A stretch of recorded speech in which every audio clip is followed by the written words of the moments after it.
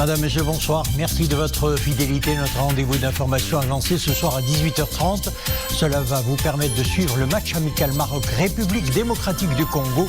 Ça sera en direct depuis le complexe Prince Moulay Abdallah à Rabat. À présent, les titres du journal. Au menu, retour sur le discours adressé vendredi par Sa Majesté le roi Mohamed VI au Parlement. Placé au cœur du plan de relance, l'agriculture, le secteur agricole a démontré sa résilience durant cette double crise liée à la pandémie du nouveau coronavirus ainsi qu'au déficit pluviométrique. Nous parlerons de l'anxiété, ce mal de l'époque aggravé aujourd'hui par la pandémie liée à la Covid-19. Une anxiété qui se manifeste par un sentiment d'inquiétude et surtout de peur. Elle devient handicapante lorsque les troubles se révèlent pathologiques. Nous verrons tout cela dans le reportage grand format de la rédaction. Et en fin de journal, nous irons à Dakhla, capitale mondiale du kitesurf. Malgré la crise sanitaire liée à la pandémie du coronavirus, la destination séduit toujours. La ville accueille de plus en plus de visiteurs, des riders venus des 4 coins du monde.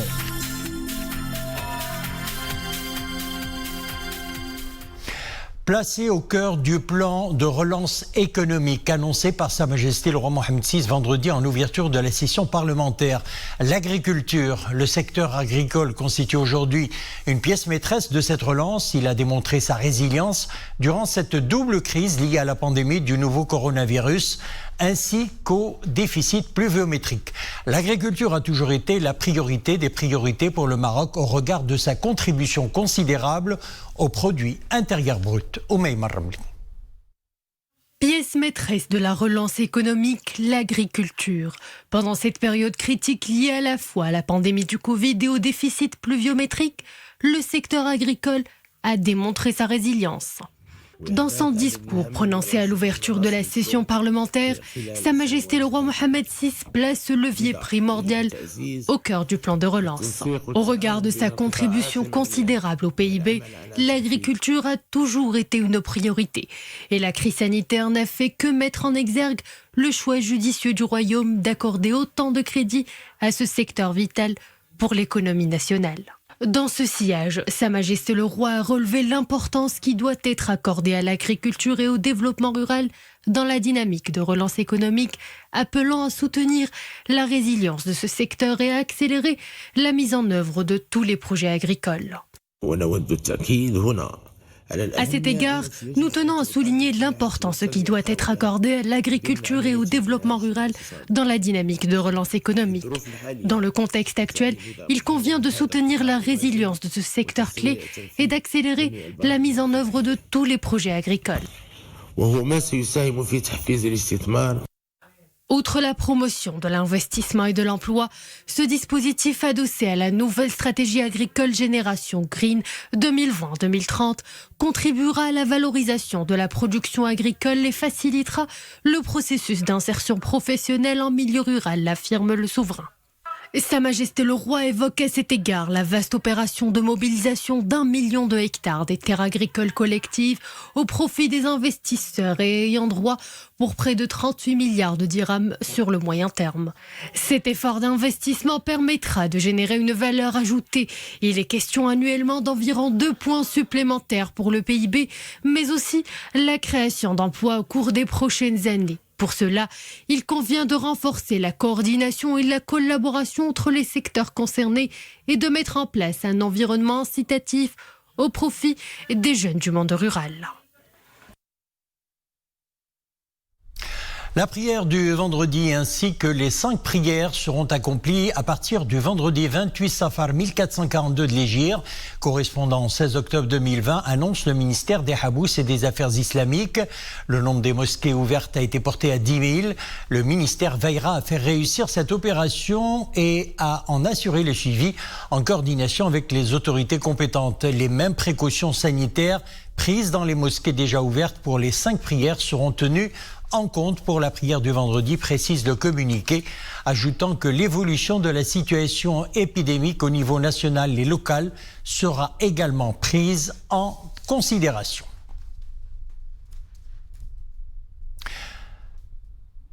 Faisons à présent le point sur le bilan journalier de l'évolution de l'épidémie du Covid-19 sur le territoire national. Le coronavirus circule toujours activement.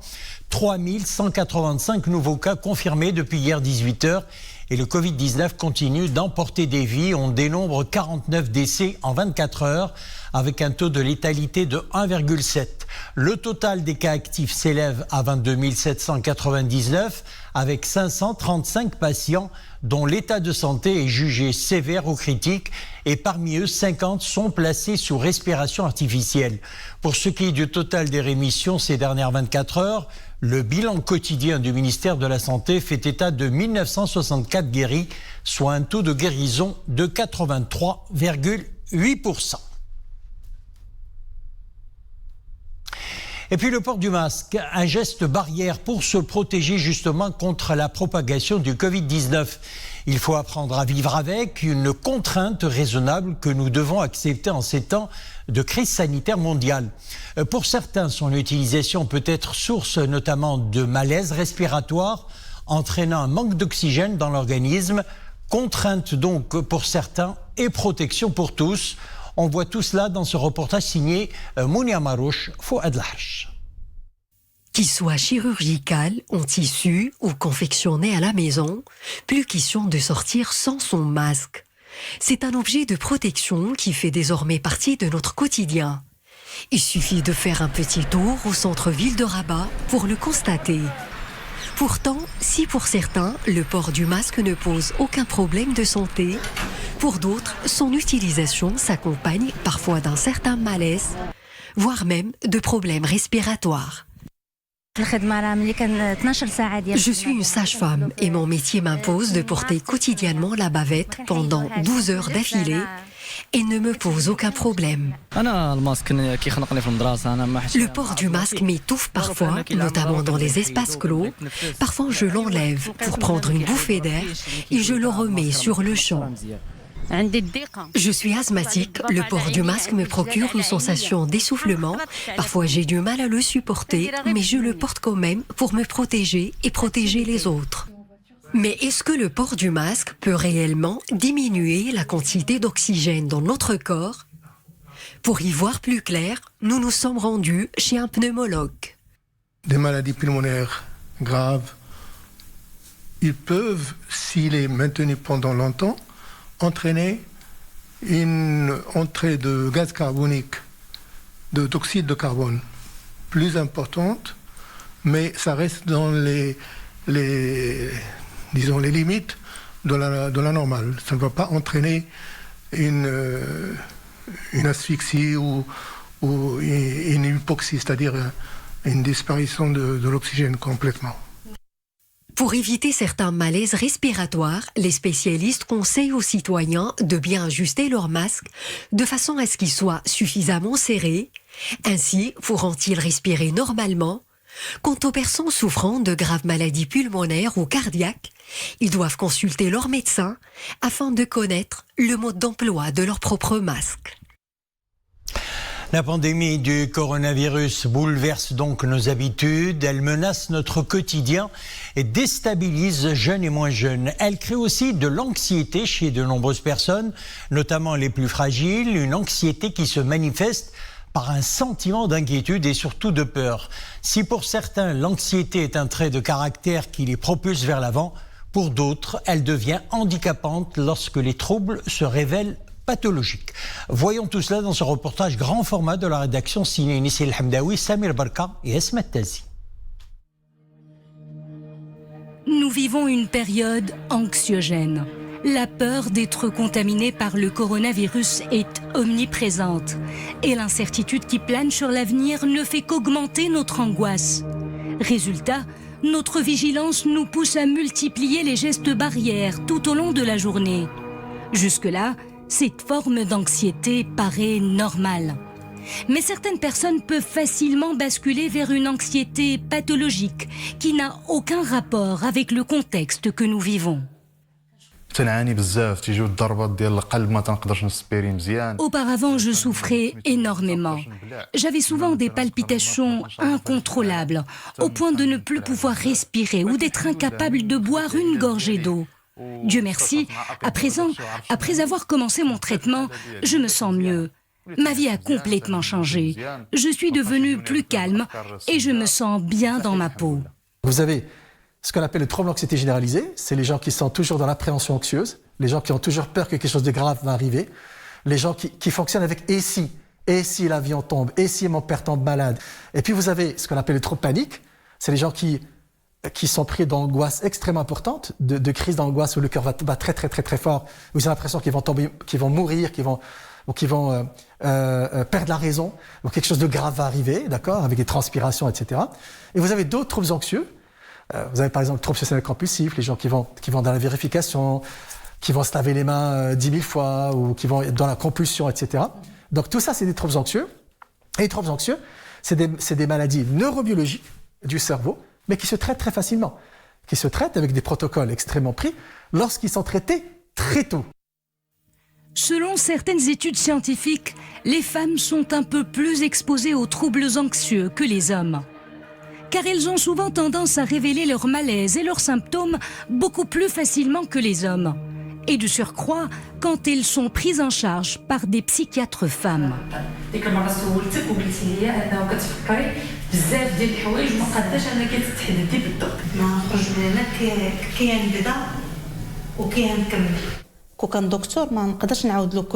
Peut-être que si j'avais affaire à un médecin homme, j'aurais été dans l'incapacité de me confier à lui à cœur ouvert. Mais puisque mon médecin est une femme comme moi, je lui raconte tout. Elle peut entamer des sujets soi-disant tabous parce qu'il est de notre travail de poser des questions assez intimes, soi-disant, si je peux me permettre. C'est des questions qui concernent la sexualité, la vie de couple, son imaginaire, si elle est passée par des expériences avec des garçons en son adolescence, si elle a été victime d'un abus sexuel par exemple, ce qui fait que la patiente ne peut pas divulguer ses secrets les plus intimes à un psychiatre homme. Les troubles anxieux sont considérés comme les maladies mentales les plus fréquentes dans le monde. En 2018, 290 millions de personnes y ont été touchées. Imaginez la prévalence de cette pathologie en cette période de Covid-19. Une fois bien traitée et à temps, l'anxiété peut devenir notre meilleur allié dans un monde de plus en plus imprévisible.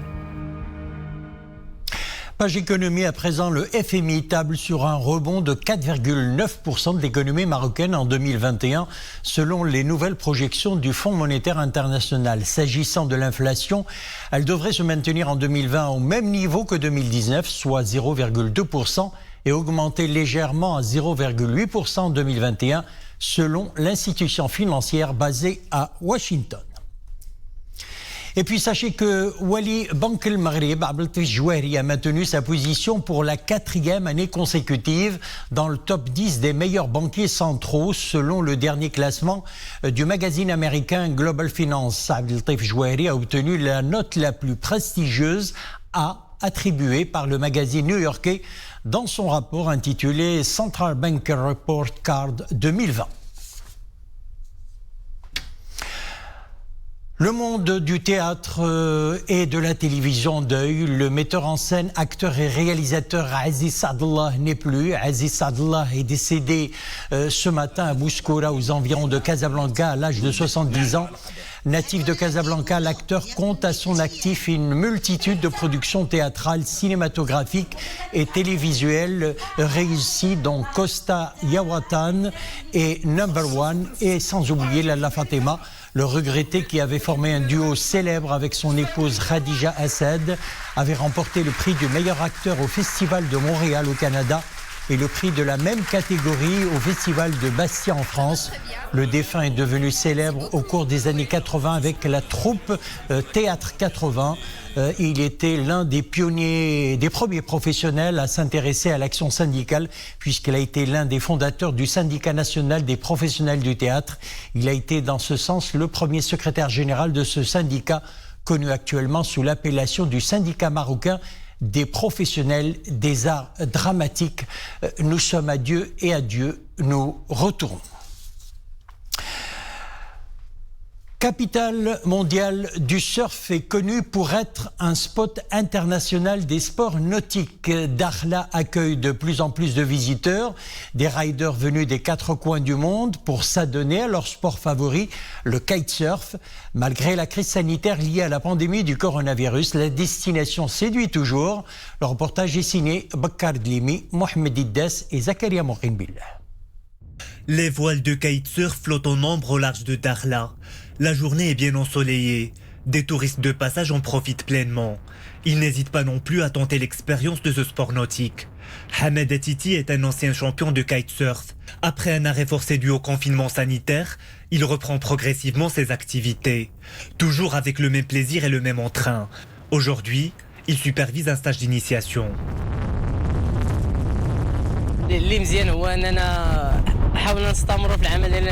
Nous faisons de notre mieux pour maintenir la pratique du kitesurf. Nous travaillons avec des résidents locaux ou des expatriés installés à Dakhla. À cause de la pandémie du coronavirus, nos activités ont régressé d'environ 75%. Le kitesurf, c'est à la fois une passion et une profession. Cet été, nous avons accueilli des touristes nationaux. Nous espérons drainer également de plus en plus de touristes étrangers. Voilà, ودابا حنا الحمد لله حنا واجدين فريمون واجدين باش واجدين حتى للتوريزم انترناسيونال. Grâce à ses vagues, ses vents forts et son climat tempéré, la lagune de Oued Dahab demeure la destination de choix des amateurs de sport nautique. Les pratiquants y affluent tout au long de l'année. Nosotros somos residentes en Agadir. Nous sommes là pour développer nos aptitudes en kitesurf. Au sein de cette école, nous bénéficions de cours théoriques et pratiques. Toutes les conditions sont réunies pour s'adonner comme il se doit à ce sport. Ces écoles sont profitables au développement du tourisme dans la région. J'aime le kite. Dakhla, c'est super beau, c'est un magnifique paysage.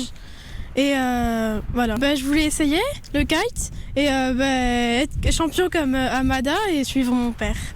Dakhla, un spot international de sport nautique et une destination d'aventure en plein désert marocain. En plus du kitesurf, les passionnés peuvent pratiquer bien d'autres disciplines, comme le surf, le windsurf et la planche à voile. La cité balnéaire compte 5 écoles de sport nautique, accueillant chaque année quelques 3000 touristes sportifs. Voilà, c'est avec ces très belles images de Dakhla que prend fin notre édition. Merci de l'avoir suivi. L'info revient à 21h. Ça sera juste après le match amical qui opposera le Maroc à la République démocratique du Congo. Ça sera dans un peu moins d'un quart d'heure. Excellente soirée.